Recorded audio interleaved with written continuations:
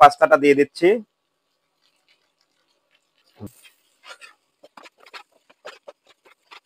জন্য পাস্তা না দিয়ে দেখাবো। পাস্তা হবে হচ্ছে ক্যাপসিকাম, টমেটো, গাজর, ডিম ও নুডলস থাকবে। দিয়ে দিচ্ছি পানি। পাস্তাটা আগে সিদ্ধ করে নেব। পানিটা বলক উঠে গেছে, পাস্তা ছেড়ে দিচ্ছি।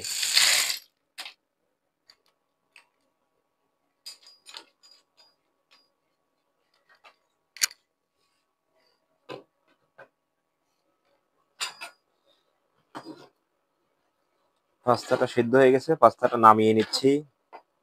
চুলাতে পানি দিয়ে দিলাম, নুডলসটা একটু সিদ্ধ করে নেব। নুডলসটা ছেড়ে দিচ্ছি, ঢাকনা দিয়ে ঢেকে দেই।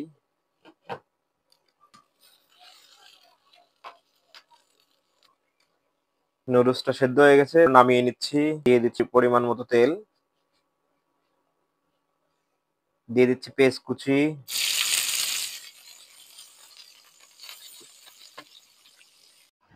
দিয়ে দিচ্ছি মরিচ কুচি। দিয়ে দিচ্ছি গাজর।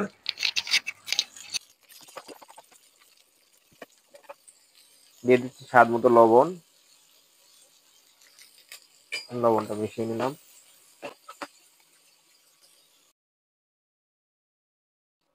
2 থেকে 3 মিনিট পর ঢাকনা সরিয়ে নিলাম। দিয়ে দিচ্ছি আগে থেকে কেটে রাখা ক্যাপসিকাম,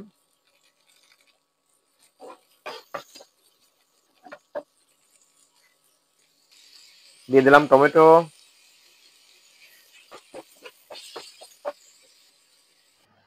দিয়ে দিচ্ছি গরম মশলার গুঁড়া।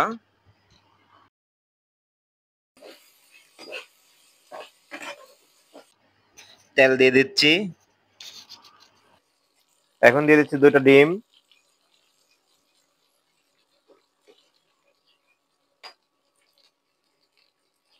ডিমটা মিশাই দিচ্ছি।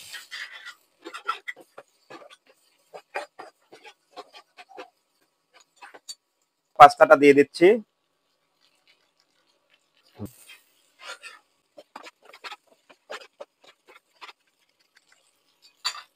পাস্তা মিশানো হয়ে গেছে, এখন দিয়ে দেবো নুডলসটা।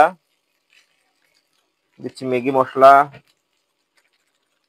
ভালো করে এখন মিশিয়ে নেব।